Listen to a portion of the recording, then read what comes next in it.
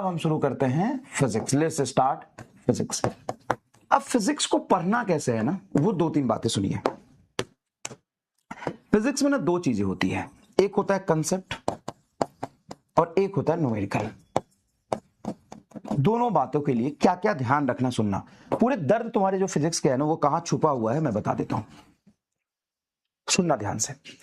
जब तुम फिजिक्स में कोई थ्योरी पढ़ाऊंगा, मैं समझाने की कोशिश करूं मैं, तो उस थ्योरी को ना एक सब्जेक्ट की तरह मत लो, सब्जेक्ट की तरह मत लो। आप उसको ये मत समझो कि कोई चीज, कोई कंसेप्ट, कोई बहुत बड़ी चीज आपको, कोई थ्योरम आपको, कोई बहुत बड़ा मैथमेटिकल रिजल्ट, कोई भारी भरकम चीज आपको बताने की कोशिश कर रहे हैं। नहीं, जब भी आप कंसेप्ट पढ़े, थ्योरी पढ़े, रिलेट विथ डेली लाइफ,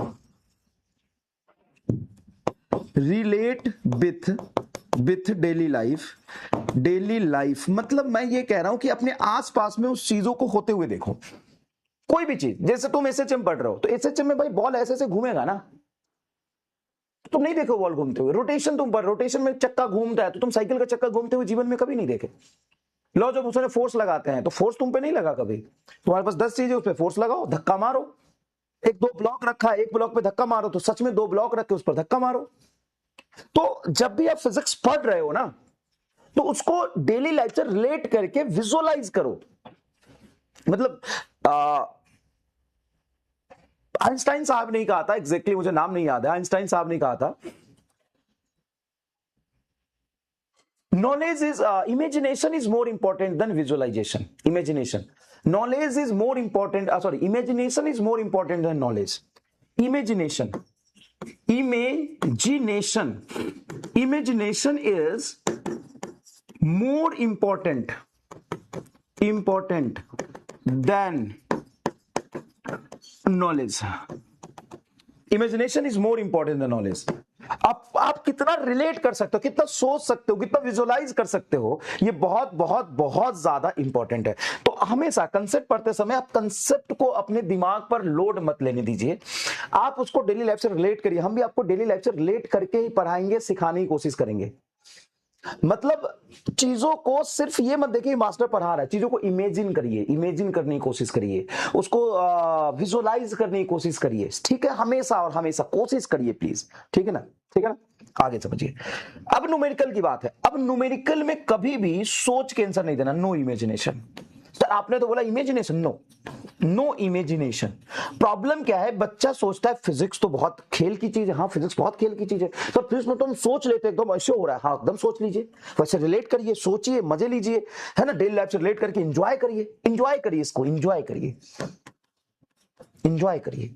लेकिन जब आप न्यूमेरिकल कर रहे हैं तो नो इमेजिनेशन, इसमें सोचने की जरूरत नहीं है, नो विजुअलाइजेशन ना, नो विजुअलाइजेशन।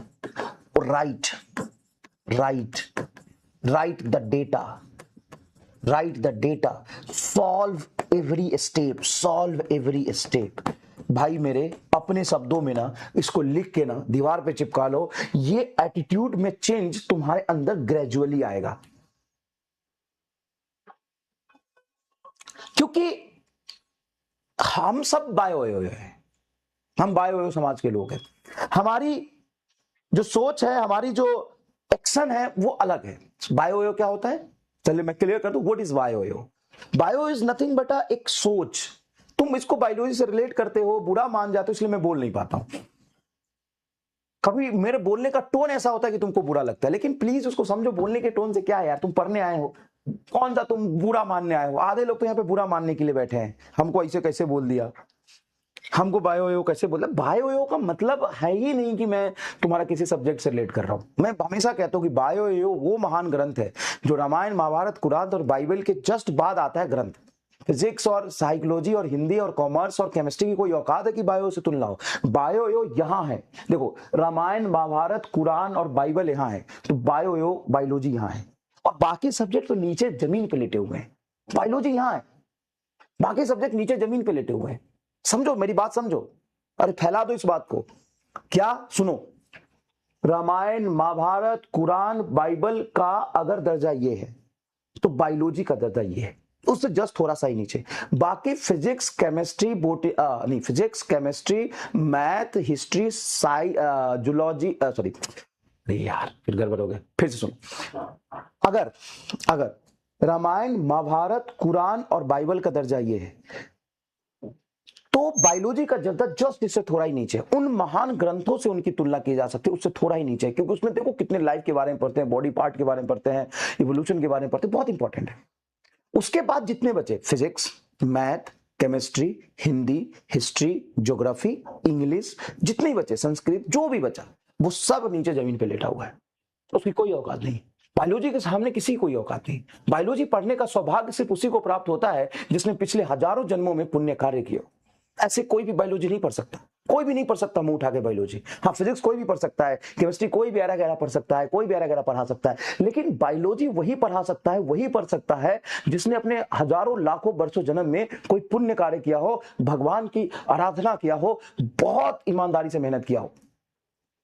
तो आप बायोलॉजी पढ़ रहे तो आपके पिछले जन्मों का कर्मों का फल है, ये आपके पुण्य कर्मों का फल है, नेक कर्मों का फल है बायोलॉजी पढ़ना। ठीक है, अब ज्यादा आगे नहीं बढ़ते हैं, तो समझिए बायोलॉजी यहाँ है, बाकी सब सब्जेक्ट जमीन पे लेटा हुआ। ठीक है, वो अलग हो गई, इज्जत दे दिया। अब सुनो, बायो क्या है? बायो नॉट बायोलॉजी, बायो एक सोच, एक मानसिकता है। ठीक है, चलो चलो, तो प्लीज इस आपका ना एटीट्यूड उल्टा होता है।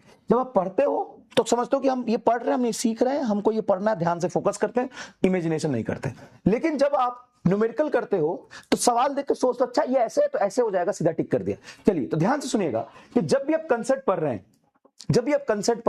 तो कंसेप्ट पढ़ते समय उसको रिलेट करिए, एंजॉय करिए, उसको इमेजिन करिए, और जब सवाल सॉल्व कर रहे हैं तो सब कुछ लिख लिख के करिए। और बीच में आता है रफ पेज पर थ्योरी लिख के रिवीजन करिए, थ्योरी रफ पेज पर लिख के रिवीजन करिए, थ्योरी रफ पेज पे लिख के रिवीजन करिए, पेज पर लिख के रिवाइज करिए, लिख के रिवाइज करिए।